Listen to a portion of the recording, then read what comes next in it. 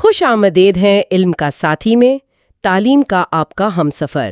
یہ اے آئی سے تیار شدہ آڈیو ہے جہاں کبھی کبھار تلفظ کی چھوٹی موٹی غلطی ہو سکتی ہے، مگر مقصد صرف ایک ہے، علم کو آسان اور دلچسپ انداز میں آپ تک پہنچانا۔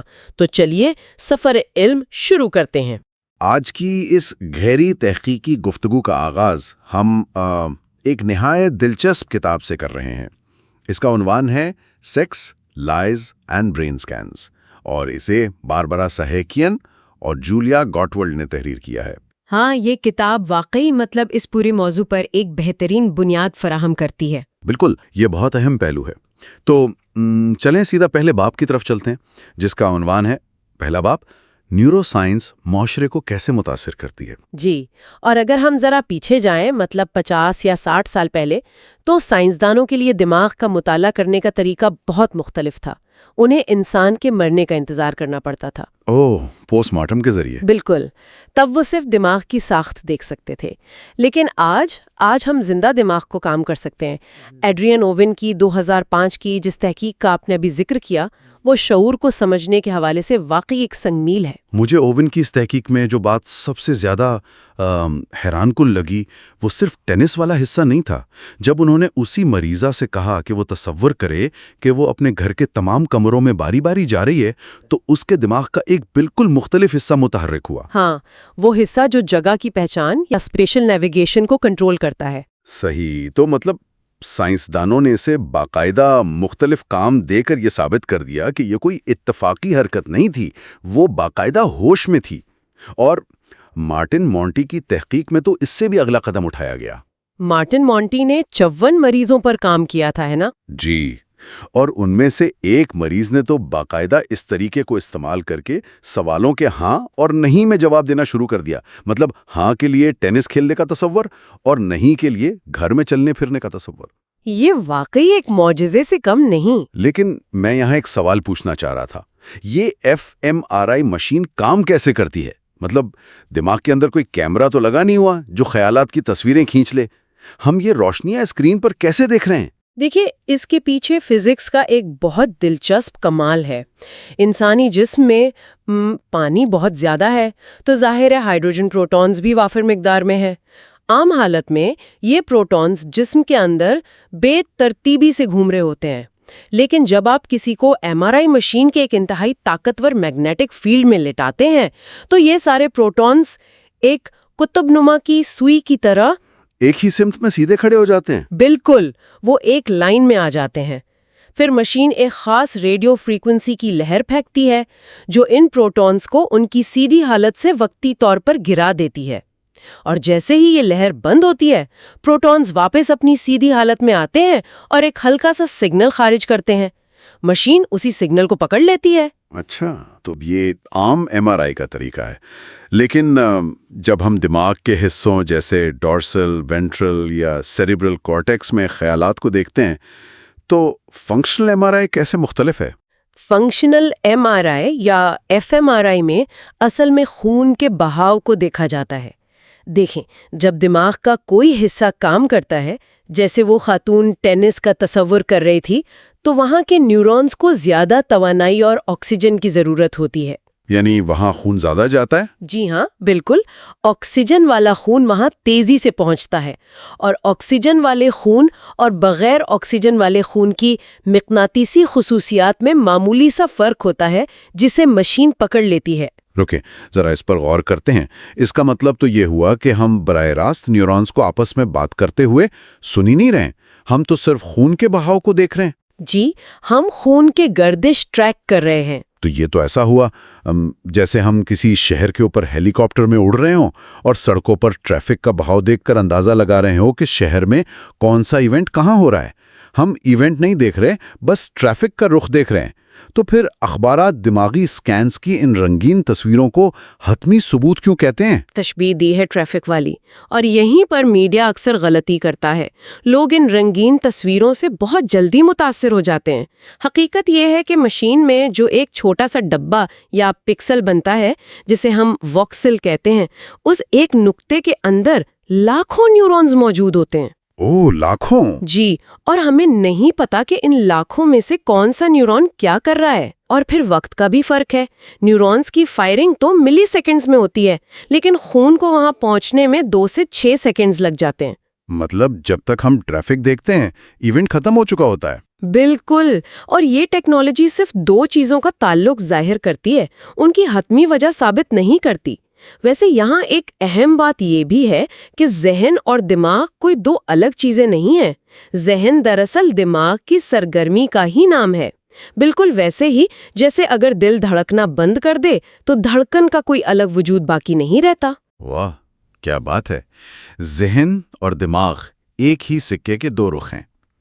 تو اگر ہم دماغ کی اس ٹریفک کو دیکھ کر بے ہوش مریضوں سے رابطہ کر سکتے ہیں تو کیا ہم چلتے پھرتے عام انسانوں کے چھپے ہوئے خیالات کو بھی اسی طرح ڈیکوڈ کر سکتے ہیں؟ اور یہی تجسس ہمیں اگلے باب کی طرف لے کر آتا ہے۔ جی بالکل۔ تو اب ہم باقاعدہ دوسرے باب کا آغاز کرتے ہیں، جس کا عنوان ہے دوسرا باب، کیا نیورو سائنسدان ذہن پڑھ سکتے ہیں؟ اب ہم روزمرہ کی زندگی میں لوگوں کا چہرہ پڑھ کر ان کا ذہن پڑھنے کی کوشش تو کرتے ہی ہیں، لیکن اب مشین لرننگ اور دماغی سکینز کے ملاپ نے اسے ایک سائنسی حقیقت بنانا شروع کر دیا ہے۔ جی، اور 2008 میں ٹام مچل کی تحقیق اس سلسلے کی ایک بہت اہم کڑی ہے۔ انہوں نے شرکا کو مختلف اسم یا ناؤنز دکھائے، مثلا انہیں لفظ قلعہ دکھایا گیا۔ قلعہ؟ تو قلعے سے جڑے کئی تصورات ہوتے ہیں، جیسے پتھر، سردی یا کوئی پرانا زمانہ۔ بالکل۔ اب مشین نے سیکھنا شروع کیا کہ جب انسان قلعہ سوچتا ہے تو دماغ کے کون سے حصے متحرک ہوتے ہیں۔ مشین نے یہ پیٹرنز محفوظ کر لیے، اور حیرانی کی بات یہ ہے کہ ٹریننگ کے بعد جب کمپیوٹر کو 1000 سے زائد نئے الفاظ دیے گئے تو اس نے 70% درستگی کے ساتھ یہ پہچان لیا کہ انسان کس لفظ کے بارے میں سوچ رہا ہے۔ 70% درستگی، یہ تو بہت حیران کن ہے۔ اور بات صرف الفاظ تک نہیں رکی۔ جیک گیلنٹ کی وہ ریسرچ جس میں انہوں نے فلم اور خوابوں کی عکس بندی کی تھی، وہ بھی تو اسی باب کا حصہ ہے۔ ہاں، وہ ایک بصری کمال تھا۔ جیک گیلنٹ کی ٹیم نے دماغ کی سرگرمیوں سے اس فلم کا ایک خاکہ دوبارہ سکرین پر بنایا جو شخص اس وقت دیکھ رہا تھا۔ مطلب جو وہ آنکھوں سے دیکھ رہا تھا، مشین نے دماغ کے ذریعے اسے سکرین پر چلا دیا۔ اگرچہ میں نے پڑھا ہے کہ وہ خاکہ کافی دھندلا سا تھا۔ جی، وہ دھندلا ضرور تھا، لیکن اس میں شکلیں اور حرکات واضح تھیں۔ اور پھر 2013 میں ٹومویاسو ہوریکاوا نے اسی تکنیک کو خوابوں پر آزمایا۔ اوہ، خواب بوجھنے والا تجربہ۔ بالکل، انہوں نے سوئے ہوئے لوگوں کو جگا کر پوچھا کہ وہ خواب میں کیا دیکھ رہے ہیں۔ کسی نے کہا میں کھانا کھا رہا ہوں، کسی نے پارک میں رکھے کانسی کے مجسمے کا ذکر کیا، اور پھر انہوں نے بیداری کی حالت میں انہیں ویسی ہی تصویریں دکھائیں تاکہ دماغی پیٹرن میچ کر سکیں۔ مشین نے 60% درستگی کے ساتھ بوجھ لیا کہ خواب میں کیا تھا۔ لیکن یہاں ایک منٹ رکیں، مجھے اس میں ایک بہت بڑی خامی لگتی ہے۔ مطلب ہم اس انسان کی یادداشت پر بھروسہ کر رہے ہیں جس سے ابھی نیند سے جگایا گیا ہے۔ ہم سب جانتے ہیں کہ خواب کتنے جلدی بھول جاتے ہیں۔ کیا پتہ اس نے خواب میں درخت دیکھا ہو اور جا کر الجھن میں اسے مجسمہ بتا دیا ہو۔ ہم کیسے ثابت کر سکتے ہیں کہ اس نے واقعی وہی دیکھا تھا؟ آپ نے بالکل صحیح نقطہ اٹھایا ہے، اور سائنسی برادری میں بھی اس تحقیق پر یہی سب سے بڑی تنقید ہے کہ خواب کو ماپنے کا ہمارے پاس کوئی موضوعی یا آبجیکٹو پیمانہ نہیں ہے۔ ہاں نا، ہم تو صرف اس شخص کی بات پر یقین کر رہے ہیں۔ لیکن خوابوں سے ہٹ کر جب ہم جذبات کو پڑھنے کی بات کرتے ہیں تو نتائج زیادہ ٹھوس ہیں۔ کریم قاسم کی ایک ریسرچ ہے جس میں انہوں نے اداکاروں کو استعمال کیا۔ اداکاروں کو؟ وہ تو ویسی جذبات کی نقل اتارنے کے ماہر ہوتے ہیں۔ اسی لیے قاسم نے ان سے کہا کہ وہ مشین کے اندر باقاعدہ وہ کیفیت اپنے اندر طاری کریں۔ 9 مختلف جذبات محسوس کرنے کو کہا گیا، جیسے غصہ، خوشی وغیرہ۔ مشین نے نہ صرف ان جذبات کو پہچانا بلکہ ایک شخص کے دماغی پیٹرن کو دیکھ کر کسی دوسرے شخص کے جذبات کی بھی پیشین گوئی کر دی۔ واقعی؟ مطلب میرے پیٹرن سے کسی اور کے غصے کا اندازہ لگا لیا؟ جی، اور وہ بھی 70% تک درست پیشین گوئی۔ یعنی ہمارے جذبات کے اظہار کا دماغی نقشہ بہت حد تک سب انسانوں میں ایک جیسا ہوتا ہے۔ یار یہ تو بالکل ہمارے موبائل فونز کے پریڈکٹیو ٹیکسٹ والے کی بورڈ کی طرح ہے۔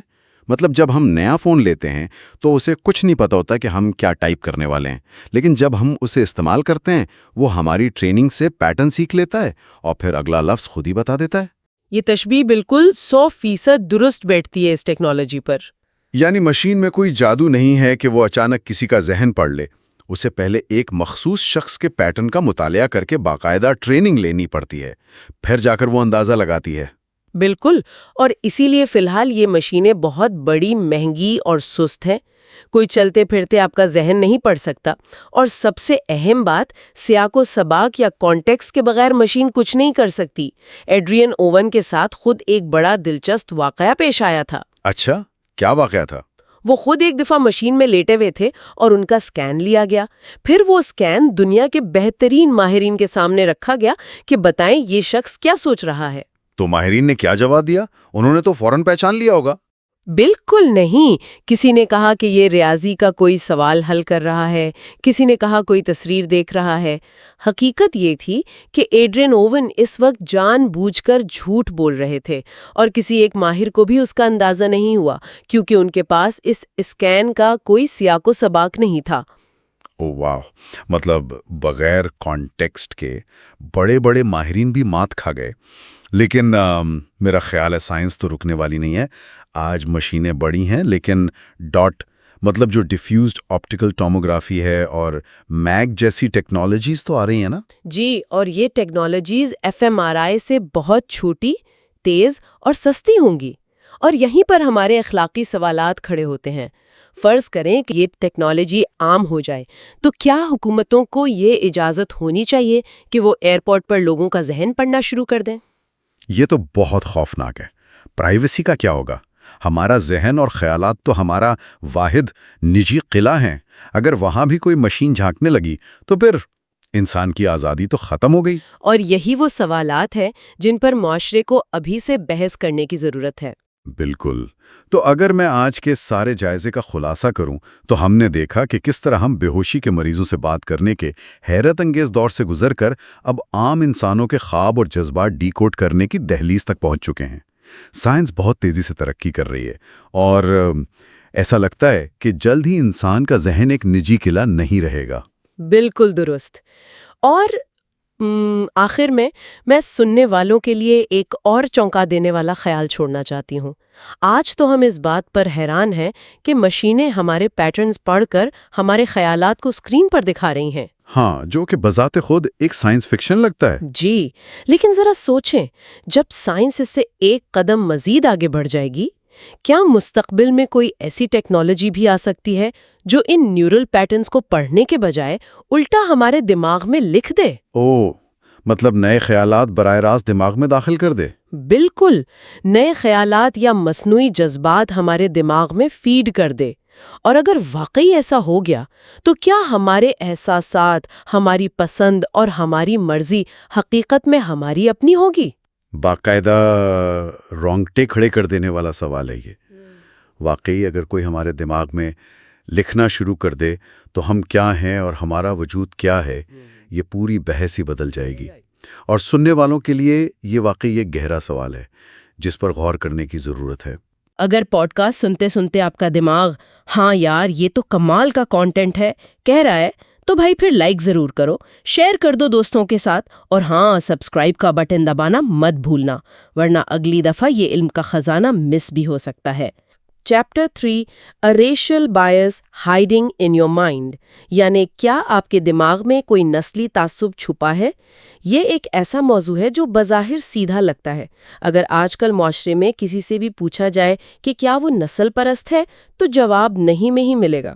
درست، کوئی بھی خود کو نسل پرست کہلانا پسند نہیں کرتا، لیکن سائنس ہمیں بتاتی ہے کہ انسانی تعصب کی دراصل 2 قسمیں ہیں۔ ایک وہ جسے ہم شعوری تعصب یا ایکسپلیسٹ بائس کہتے ہیں، جو کہ واضح ہوتا ہے جہاں انسان جان بوجھ کر کسی کو کمتر سمجھتا ہے۔ جی بالکل، اور خوش آئندہ بات یہ ہے کہ یہ پرانے طرز کی نسل پرستی کم ہو رہی ہے۔ لیکن دوسری قسم جو کہ اصل مسئلہ ہے وہ ہے امپلیسٹ بائس، یعنی لاشعوری تعصب، جو دماغ کی انتہائی گہرائیوں میں چھپا ہوتا ہے نا؟ ہاں، اور سب سے خوفناک پہلو یہ ہے کہ انسان کو خود بھی اس کا علم نہیں ہوتا۔ اس کو سمجھنے کے لیے نیو یارک یونیورسٹی کی سال 2000 کی ایلزابتھ فیلپس کی ریسرچ بہت اہم ہے۔ اس میں کچھ گورے شرکاء کو ماڈرن ریسزم سکیل کا سوال نامہ دیا گیا۔ اور سب نے خود کو بالکل غیر متعصب قرار دیا ہوگا؟ بالکل، ان کے جوابات سے ثابت ہوتا تھا کہ وہ ہر انسان کو برابر سمجھتے ہیں، لیکن جب انہی شرکاء کو fMRI اسکینر کے اندر لٹایا گیا تو کہانی بالکل بدل گئی تھی۔ کیونکہ fMRI مشین دماغ میں خون کے بہاؤ کو ماپتی ہے۔ جی ہاں، جب ان شرکاء کو اسکینر میں نامعلوم سیاہ فام افراد کے چہرے دکھائے گئے تو ان کے دماغ کا ایک خاص حصہ اچانک متحرک ہو گیا۔ اس حصے کو ایمگڈالا کہتے ہیں۔ یہ بادام کی شکل کا چھوٹا سا حصہ ہے جس کا بنیادی کام خطرے کو بھانپنا ہے۔ مطلب وہ دماغ کا خطرے والا الارم ہے۔ بالکل وہی۔ اور حیران کن بات یہ تھی کہ اس ایمگڈالا کی سرگرمی کا براہ راست تعلق امپلیسٹ ایسوسیشن ٹیسٹ یعنی IAT کے سکور سے تھا۔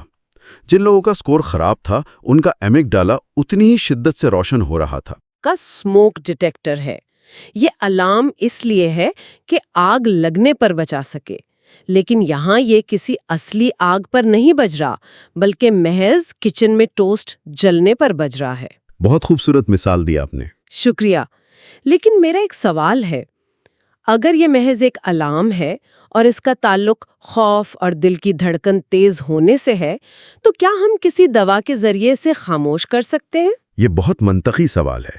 آکسفورڈ یونیورسٹی کی سائنویا ٹروبیک نے بالکل یہی سوچا۔ انہوں نے شرکاء کو پروپرانولول نامی دوا دی۔ یہ تو وہ دل کی دھڑکن اور بلڈ پریشر کم کرنے والی عام سی دوا ہے نا؟ جی، بیٹا بلاکر ہے۔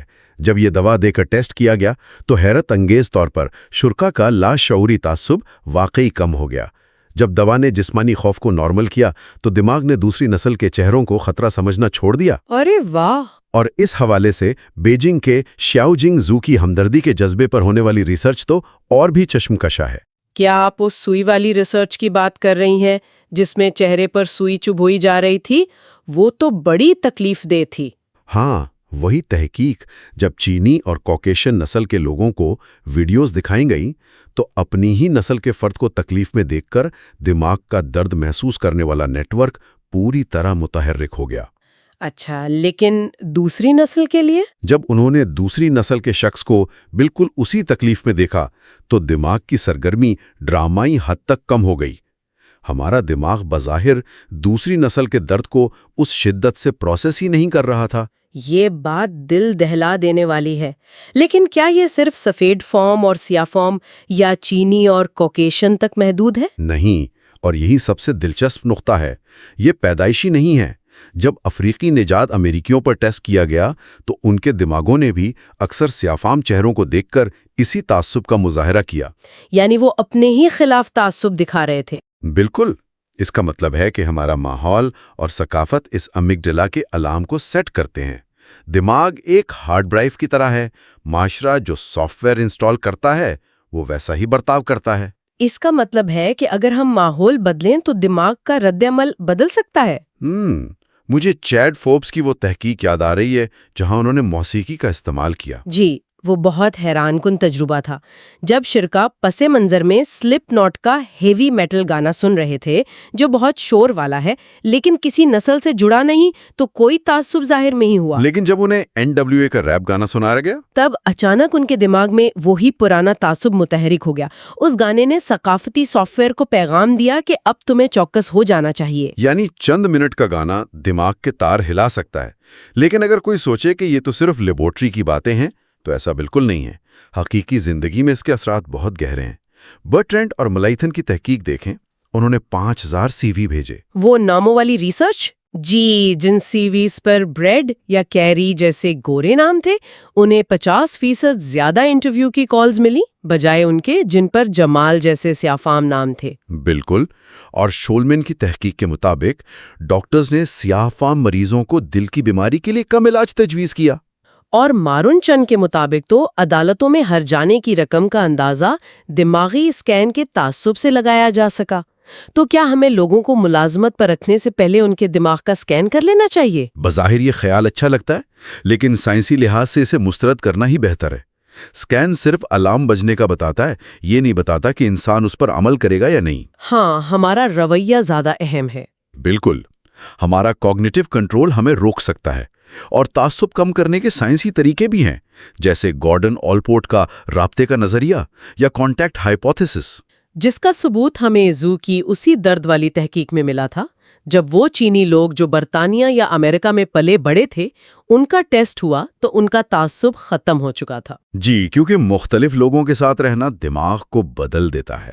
اور ایلزبتھ فلپس کی دوسری تحقیق میں مشہور سیاہ فام شخصیات جیسے ڈینزل واشنگٹن یا محمد علی کی تصاویر دیکھنے پر امیگڈالا خاموش رہا، کیونکہ وہ انہیں انفرادی حیثیت میں پہچان رہے تھے، اور ویلر اور فسک کی ریسرچ نے تو کمال کر دیا۔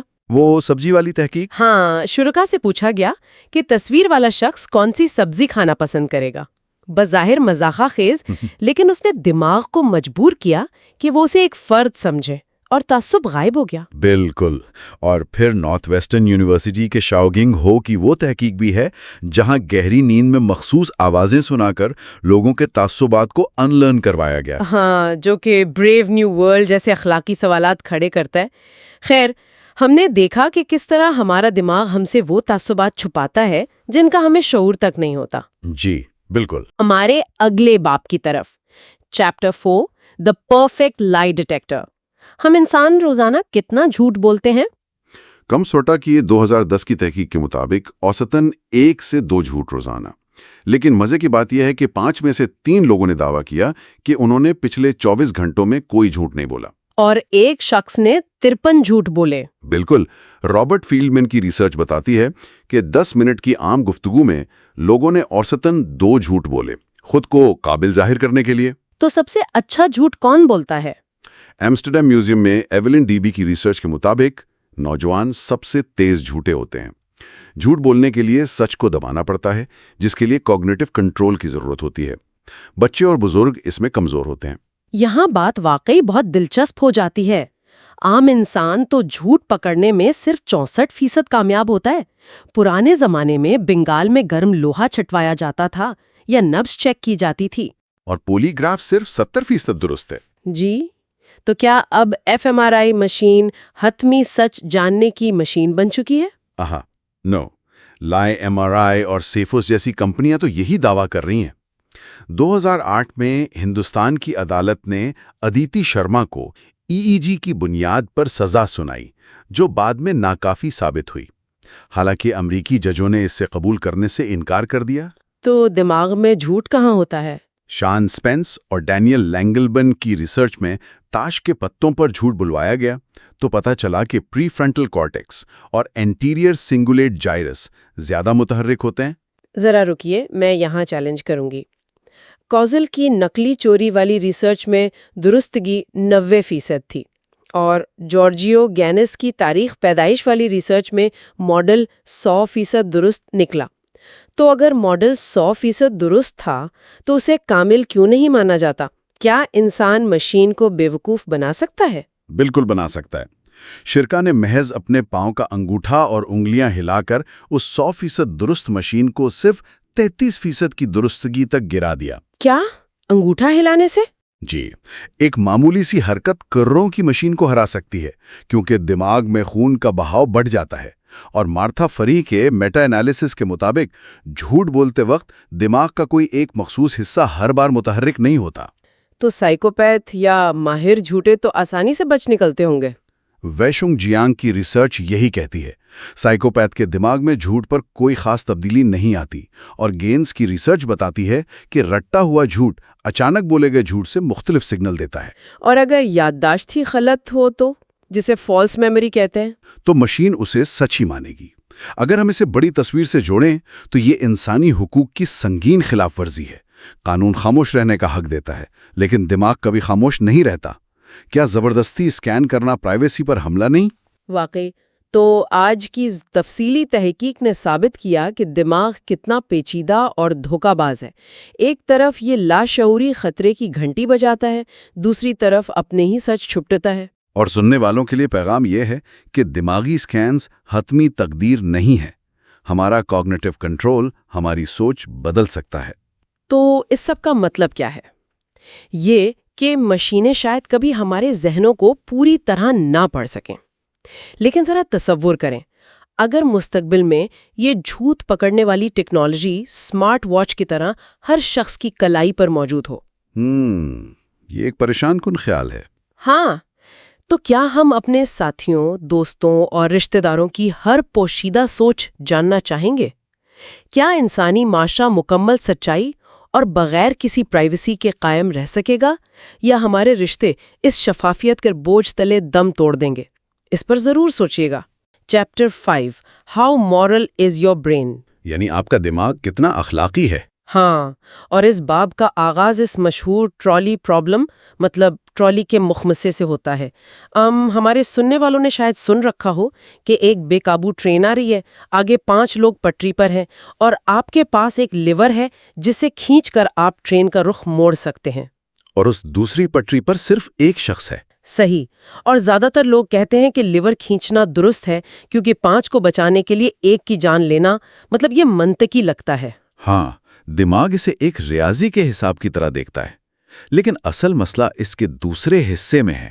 وہ پل والا حصہ ہے نا، جہاں کوئی لیور نہیں ہے بلکہ آپ کو ایک بھاری بھرکم اجنبی کو اپنے ہاتھوں سے پل سے نیچے دھکا دینا ہے تاکہ ٹرین اس سے ٹکرا کر رک جائے۔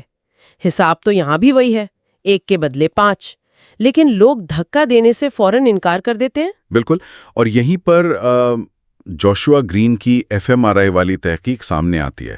انہوں نے دیکھا کہ جب آپ لیور کھینچتے ہیں تو ایک فاصلہ ہوتا ہے، لیکن دھکا دینے کے خیال سے ہی دماغ کا ایک خاص حصہ جسے وینٹرومیڈیل پری فرنٹل کارٹیکس کہتے ہیں، وہ اچانک ایکٹیو ہو جاتا ہے۔ یہ وہی حصہ ہے نا جو آنکھوں کے بالکل پیچھے ہوتا ہے؟ جی، اور یہ ایک فائر الارم کی طرح کام کرتا ہے۔ یہ انسان کے اندر ایک شدید جذباتی کراہت پیدا کرتا ہے جو اسے اپنے ہاتھوں سے کسی کو مارنے سے روک دیتا ہے۔ اچھا، تو اس کا مطلب ہے کہ اگر کسی کے دماغ کا یہ حصہ خراب ہو جائے تو اس کا یہ الارم بجے گا ہی نہیں؟ مطلب ایلیزا کیالا ملی نے اسی پر ریسرچ کی تھی نا؟ بالکل صحیح کہا آپ نے۔ انہوں نے ایسے مریضوں پر تحقیق کی جن کا یہ حصہ کسی چوٹ یا بیماری سے تباہ ہو گیا تھا، اور جب ان کے سامنے یہ پل والا مخمصہ رکھا گیا تو انہوں نے بغیر کسی ہچکچاہٹ کے اس بھاری شخص کو دھکا دینے کا فیصلہ کر لیا۔ اوہو، یہ تو بہت لرزہ خیز ہے۔ مطلب ان کے لیے انسان کی جان لینا ایسا تھا جیسے کوئی مشین کا پرزہ نکالنا۔ ہاں، کیونکہ ان کے دماغ میں وہ جذباتی علام تھا ہی نہیں۔ اچھا، ایک بات بتائیں، ہماری زندگی میں نیت کا بھی تو بہت عمل دخل ہوتا ہے۔ مطلب اگر کوئی حادثاتی طور پر نقصان کرے تو ہم معاف کر دیتے ہیں، لیکن جان بوجھ کر کرے تو نہیں۔ دماغ کو یہ نیت کیسے پتہ چلتی ہے؟ اسے تھیوری آف مائنڈ کہتے ہیں، اور دماغ میں ایک حصہ ہے رائٹ ٹیمپورو پیرائٹل جنکشن یا RTPJ۔ یہ ایک اینٹینا کی طرح ہے جو دوسروں کی نیت پڑھتا ہے۔ مطلب یہ بتاتا ہے کہ نقصان تو ہوا لیکن ارادہ برا نہیں تھا۔ جی، لیان ینگ اور ریبیکا سیکس کی ریسرچ بتاتی ہے کہ یہ اینٹینا ہمیں حادثاتی غلطیوں کو معاف کرنے میں مدد دیتا ہے۔ تو پھر سائیکوپیتھس کا کیا مسئلہ ہے؟ وہ تو خطرناک مجرم ہوتے ہیں۔ کارلا ہرنسکی نے جو جیلوں میں جا کر تحقیق کی تھی، اس میں کیا سامنے آیا؟ کارلا کی ریسرچ نے پرانا نظریہ غلط ثابت کر دیا۔ لوگ سمجھتے تھے کہ سائیکوپیتھس کو صحیح اور غلط کا پتہ نہیں ہوتا، لیکن انہیں سب معلوم ہوتا ہے۔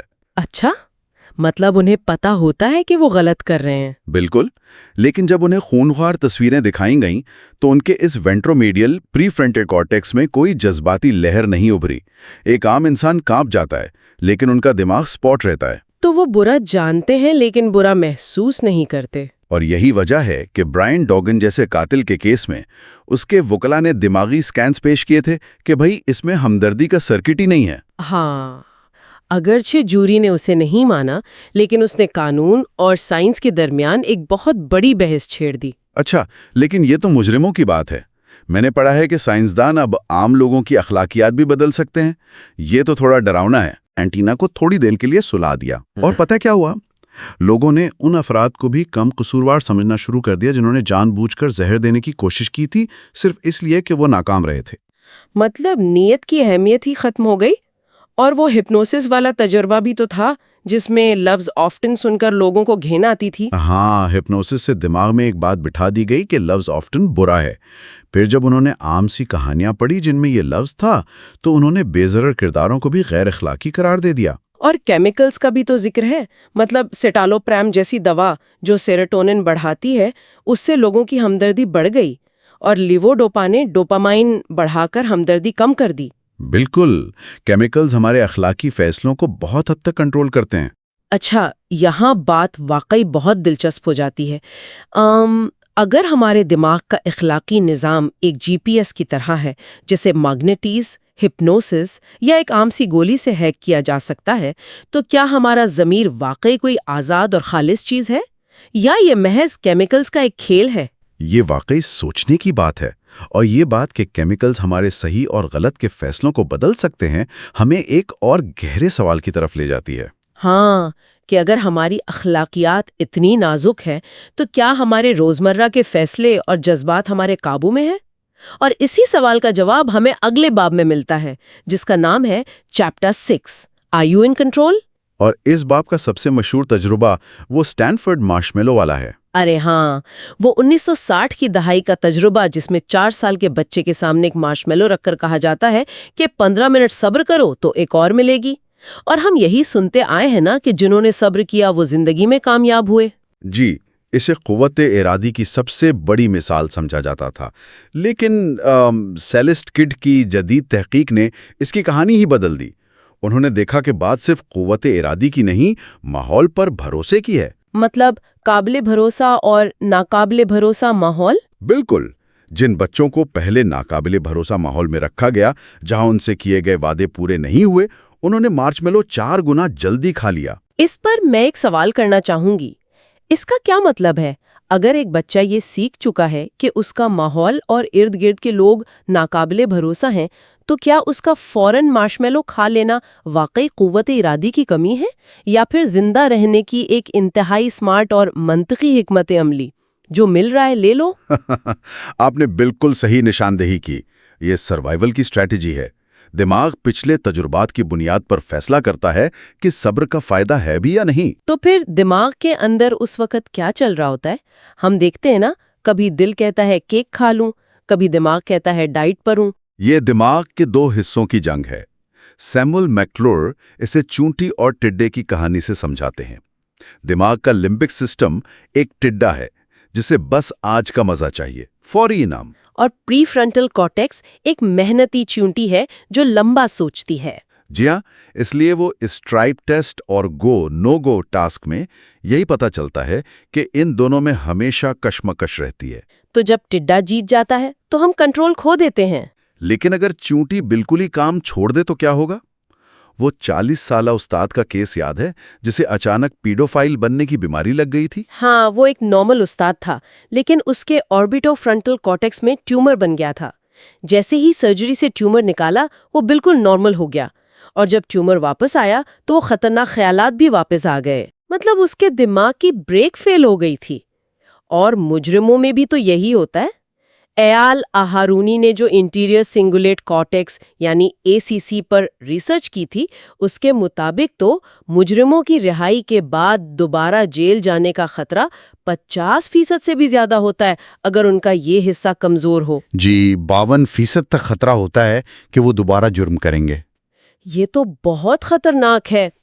اچھا چلے مجرموں کو چھوڑیں، روزمرہ زندگی میں ہم جو عام لوگ کنٹرول کھوتے ہیں اس کے بارے میں ایگو ڈپلیشن، مطلب قوت ارادی کے کم ہونے والے نظریے پر بات کرتے ہیں۔ وہ جو چاکلیٹ کوکیز اور مولیوں والا تجربہ تھا۔ ہاں، جہاں کچھ لوگوں کو زبردستی کچی مولیاں کھلائی گئیں اور کوکیز سے دور رکھا گیا، تو بعد میں انہوں نے مشکل کام میں جلدی ہار مان لی۔ لیکن میں نے سنا ہے اس نظریے پہ کافی تنقید ہوئی ہے۔ کیا واقعی ہماری قوت ارادی کسی بیٹری کی طرح ختم ہو جاتی ہے؟ جدید سائنسدان اس بیٹری والے نظریے کو نہیں مانتے۔ ان کا کہنا ہے کہ یہ بیٹری ختم نہیں ہوتی، بلکہ انسان کی ترجیحات یعنی موٹیویشن بدل جاتی ہے۔ دماغ کہتا ہے کہ بھائی بہت محنت کر لی، اب مجھے آرام چاہیے۔ مطلب دماغ اپنا فیصلہ بدل لیتا ہے۔ اور پھر ذہنی تناؤ یا سٹریس کا بھی تو کردار ہے۔ وہ برف کے ٹھنڈے پانی والا تجربہ کتنا عجیب تھا، جس میں مردوں نے پانی میں ہاتھ ڈال کر سٹریس لینے کے بعد زیادہ جنک فوڈ چنا۔ ہاں، کیونکہ سٹریس سے دماغ کے کنٹرول روم کا رابطہ کٹ جاتا ہے، پری فرنٹل کارٹیکس کمزور پڑ جاتا ہے اور پرانے حصے حاوی ہو جاتے ہیں۔ تو کیا ہم اس مشینی دماغ کے غلام ہیں؟ ہم خود کو بہتر کیسے کر سکتے ہیں؟ نہیں، ہم غلام نہیں ہیں۔ مستقبل کا تصور کرنے سے قوت ارادی بڑھتی ہے، اور مارک میرانیون کی تحقیق کہتی ہے کہ یہ ایک پٹھا یا مسل کی طرح ہے۔ اچھا، مطلب ہینڈ گرپ دبانے جیسی چھوٹی چھوٹی مشقیں؟ جی، ان چھوٹی مشقوں سے لوگوں نے سگریٹ نوشی تک کر دی۔ واہ! لیکن اس سب کے درمیان جان ڈیلن ہینز کا وہ حیران کن تجربہ نظر انداز نہیں کیا جا سکتا۔ فری ول یعنی آزاد مرضی پر وہ کتنا بڑا سوالیہ نشان ہے۔ بالکل، انہوں نے ایف ایم آر آئی سے ثابت کیا کہ انسان کے شعوری فیصلے سے 7 سیکنڈ پہلے ہی دماغ بتا دیتا ہے کہ وہ کون سا بٹن دبانے والا ہے۔ 7 سیکنڈ؟ یہ تو ایسا ہے جیسے ہم صرف اپنی زندگی کی فلم دیکھ رہے ہیں اور فیصلہ ہمارا لاشعور پہلے ہی کر چکا ہے۔ یہ بات فلسفے کو ہلا کر رکھ دیتی ہے۔ لیکن یاد رہے کہ یہ سادہ فیصلوں تک ہے، پیچیدہ فیصلوں میں شاید ایسا نہ ہو۔ بالکل۔ تو اس تمام گفتگو کا خلاصہ یہ ہے کہ ہمارے سننے والوں کو یہ جان لینا چاہیے کہ انسان کا سیلف کنٹرول کوئی پتھر پر لکیر نہیں ہے۔ یہ ایک مسل ہے جسے ماحول، سٹریس کم کرنے اور چھوٹی چھوٹی مشقوں سے بہتر کیا جا سکتا ہے۔ جی ہاں، اگلی بار جب کوئی ڈائٹ پر ہونے کے باوجود کیک کھا لے تو خود کو برا بھلا کہنے کے بجائے تھوڑی دیر واک کر کے اپنا سٹریس کم کرے۔ بہت خوبصورت بات کہی آپ نے۔ لیکن اس سب کے بعد ایک سوچنے کی بات یہ بھی ہے، اگر سائنس اتنی ترقی کر جائے کہ ہم کسی بھی انسان کے ہر فیصلے اور ہر جرم کو اس کے دماغ کے بناوٹ یا ماضی پر ڈال سکیں، تو کیا مستقبل کے معاشرے میں ذمہ داری نام کی کوئی چیز بچے گی؟ یا پھر عدالتوں میں بس ایک ہی دلیل گونجے گی کہ میرے دماغ نے مجھ سے یہ کروایا؟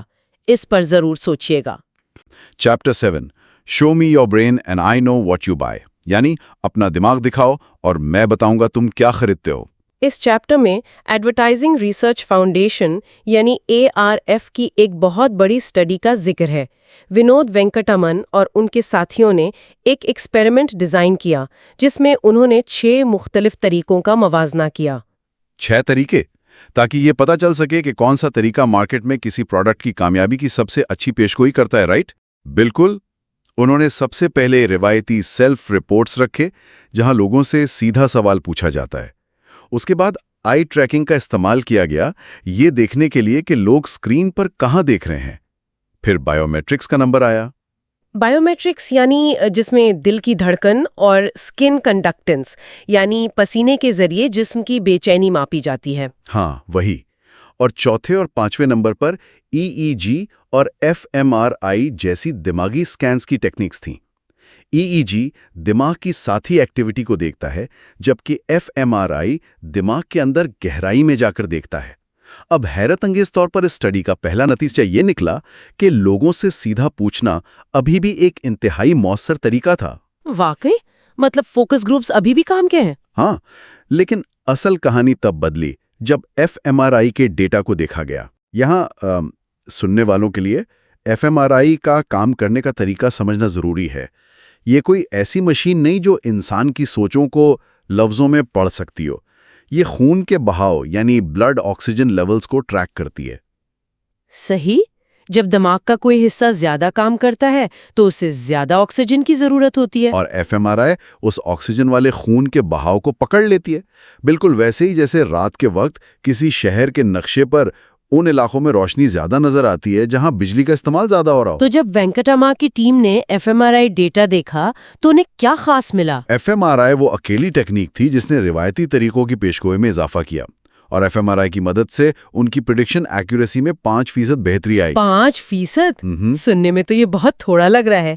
لگتا تھوڑا ہے، لیکن جب بات کروڑوں ڈالر کی ایڈورٹائزنگ کیمپینز کی ہو نا، تو یہ 5% کسی بھی کمپنی کو اربوں کا منافع دے سکتا ہے۔ اس بہتری کے پیچھے دماغ کا ایک مخصوص حصہ حرکت میں آیا جسے وینٹرل سٹرائیٹم کہتے ہیں۔ وینٹرل سٹرائیٹم، یہ کہاں ہوتا ہے؟ یہ دماغ کے بالکل مرکز میں گہرائی میں پایا جاتا ہے۔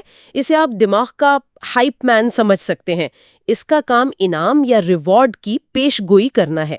اچھا، یعنی جب دماغ کو لگتا ہے کہ کچھ اچھا ہونے والا ہے، کچھ مزیدار ملنے والا ہے، تو یہ حصہ ڈوپامین ریلیز کرتا ہے اور FMRI اسکین میں جگمگا اٹھتا ہے۔ بالکل۔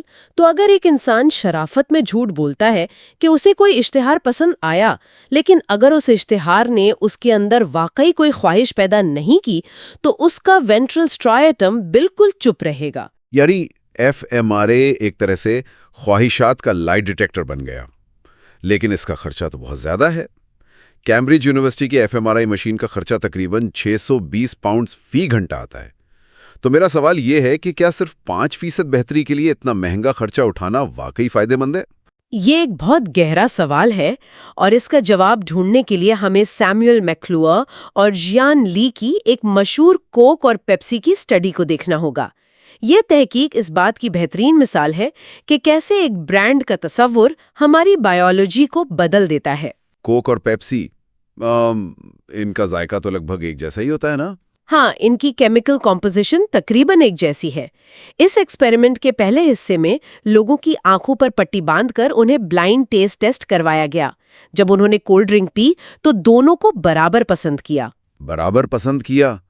دماغ میں کیا ہو رہا تھا اس وقت؟ اس وقت ان کے FMRI اسکینز میں دماغ کے وینٹرومیڈیل پری فرنٹل کارٹیکس میں حرکت ہوئی۔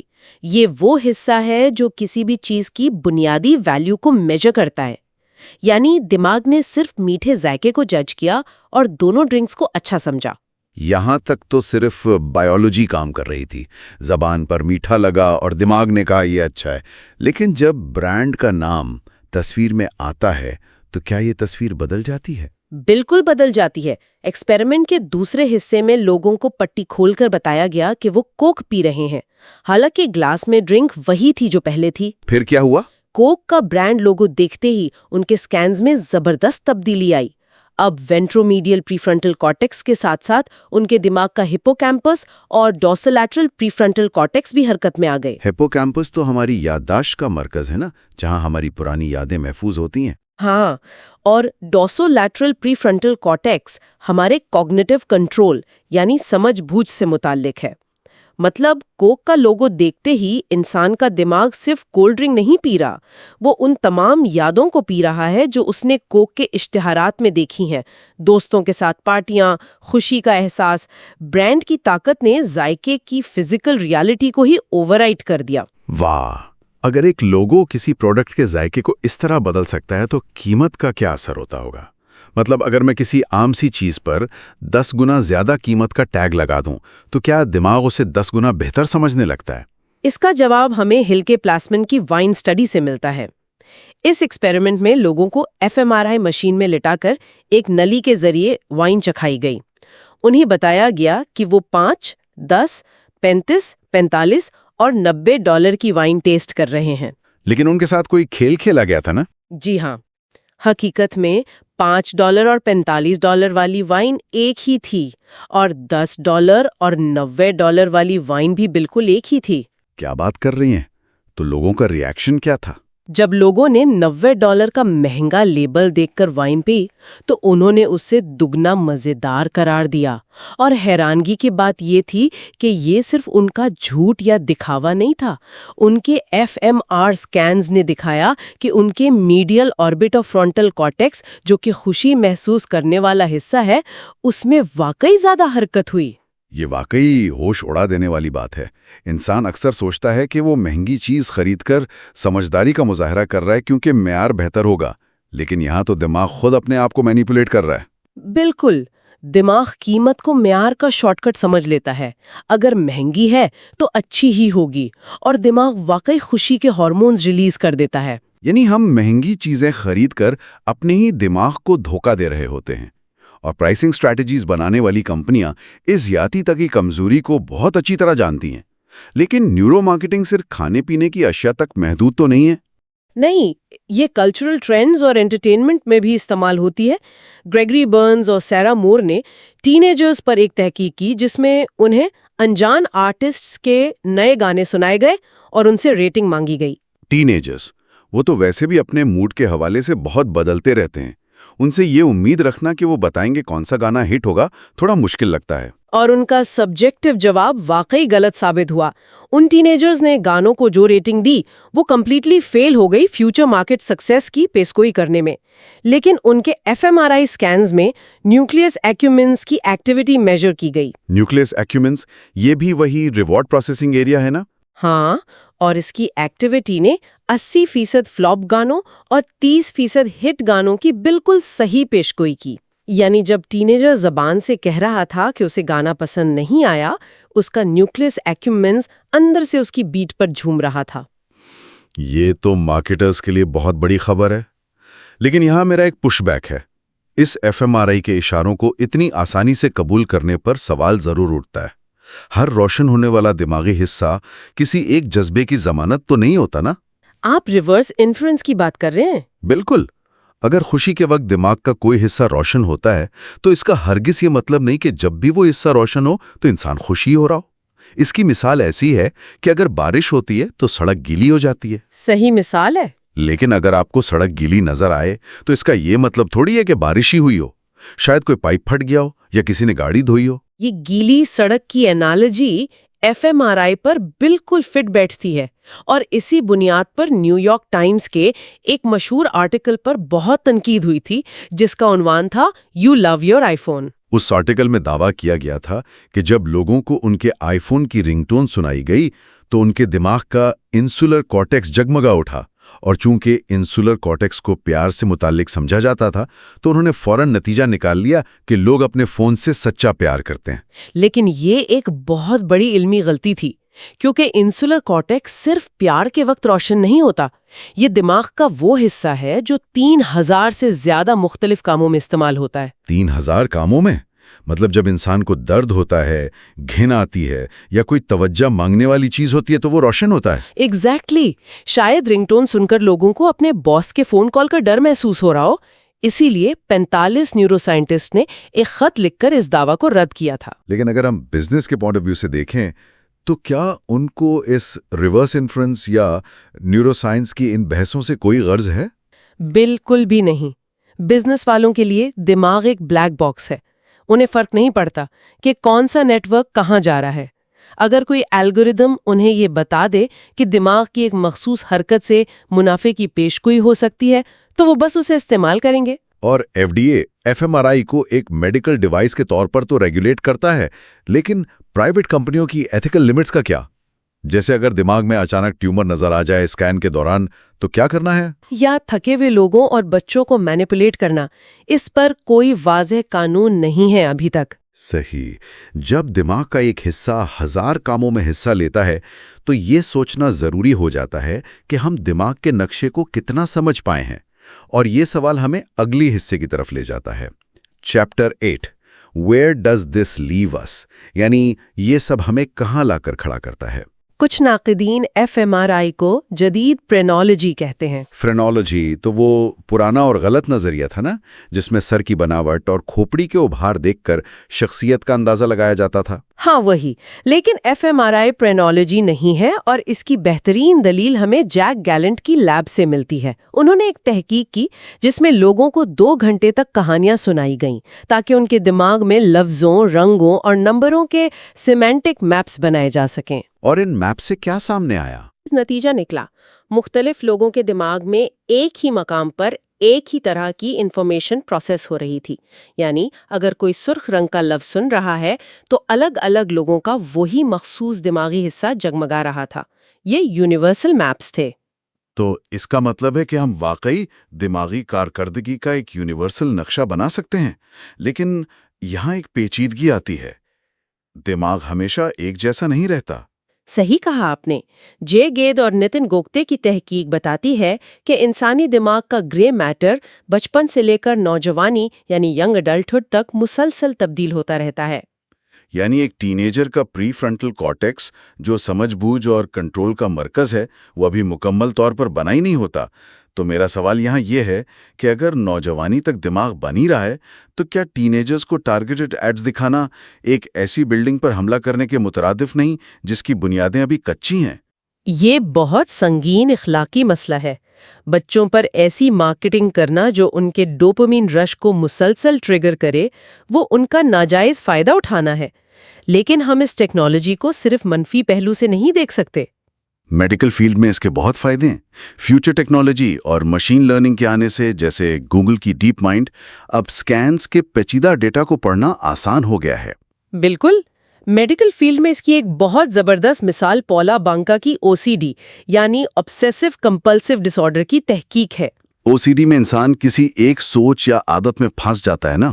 ہاں، عام طور پر fMRI اسکین سفید پرسکون کمروں میں ہوتے ہیں، لیکن پولا بانکا نے مریضوں کے گھر جا کر ان کی جرابوں کی دراز یعنی ساک ڈرار کو بکھیر دیا اور اس کی ویڈیو بنائی۔ اور پھر انہیں اسکینر میں لٹا کر وہ ویڈیو دکھائی۔ جی، اس سے مریضوں کے اندر واقعی وہ شدید بے چینی ٹریگر ہوئی، اور تحقیق دانوں نے وینٹرو میڈیل پری فرنٹل کارٹیکس کی اہم ایکٹیویٹی کو واضح طور پر دیکھا۔ جب میڈیکل سائنس بیماری کی جڑ کو دماغ میں دیکھ سکتی ہے تو علاج آسان ہو جاتا ہے۔ ڈیپ برین سٹیمولیشن اسی کی ایک مثال ہے، جہاں ڈاکٹرز دماغ میں پیس میکر لگا کر پارکنسنز، ڈپریشن اور OCD کے مریضوں کی زندگی بدل رہے ہیں۔ اور اب تو 70 fMRI اسکینرز آ چکے ہیں۔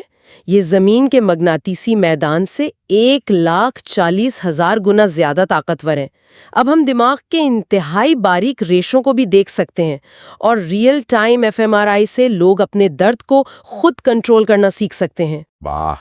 ایک طرف نیورو مارکیٹنگ ہمارے تحت الشعور کو نشانہ بنا رہی ہے، اور دوسری طرف یہی سائنس انسان کو خود پر کنٹرول دے رہی ہے۔ اگر ہم اس سفر کو سمیٹیں تو واضح ہوتا ہے کہ نیورو مارکیٹنگ میں واقعی مارکیٹ اور انسانی رویوں کو بدلنے کی طاقت ہے، لیکن اخلاقی حدود پر سوچنا ہوگا۔ اور سننے والوں کو یاد رکھنا چاہیے کہ اگلی بار جب کوئی بہت مہنگی چیز خریدنے کا دل چاہے یا کسی برانڈ کا نام دیکھ کر اس کی تعریف کرنے کا ارادہ ہو، تو ٹھہر کر سوچیں کہ کیا یہ آپ کا آزادانہ فیصلہ ہے یا آپ کے وینٹرو میڈیل پری فرنٹل کارٹیکس کا کھیلا ہوا کھیل ہے۔ بالکل، اور اس گفتگو کا اختتام ایک ایسی سوچنے پر مجبور کرنے والی بات پر کرتے ہیں۔ سوچئے، ابھی تو ہم صرف fMRI اسکینرز کی بات کر رہے ہیں، جہاں انسان کو ایک بڑی مشین کے اندر لیٹنا پڑتا ہے، لیکن مستقبل میں کیا ہوگا جب یہ ٹیکنالوجی پورٹیبل اور نظر نہ آنے والی ہو جائے؟ یعنی عام دکانوں میں؟ ہاں، اگر کسی سپر سٹور کے کیمراز اور سینسرز بنا اجازت کے آپ کے چہرے کے ہلکے ترین تاثرات، آپ کے دل کی دھڑکن اور بائیو میٹرک رسپانسز کو لائیو اینالائز کر کے آپ کے مکمل شعور کا نقشہ بنا لیں، اس سے پہلے کہ آپ کاؤنٹر تک پہنچیں، یہ تو بہت خوفناک تصور ہے۔ تو کیا ہم کبھی واقعی آزادانہ فیصلہ کر سکیں گے، یا پھر ہماری اپنی بایولوجی ہی ہماری سب سے بڑی سیلزمین بن جائے گی؟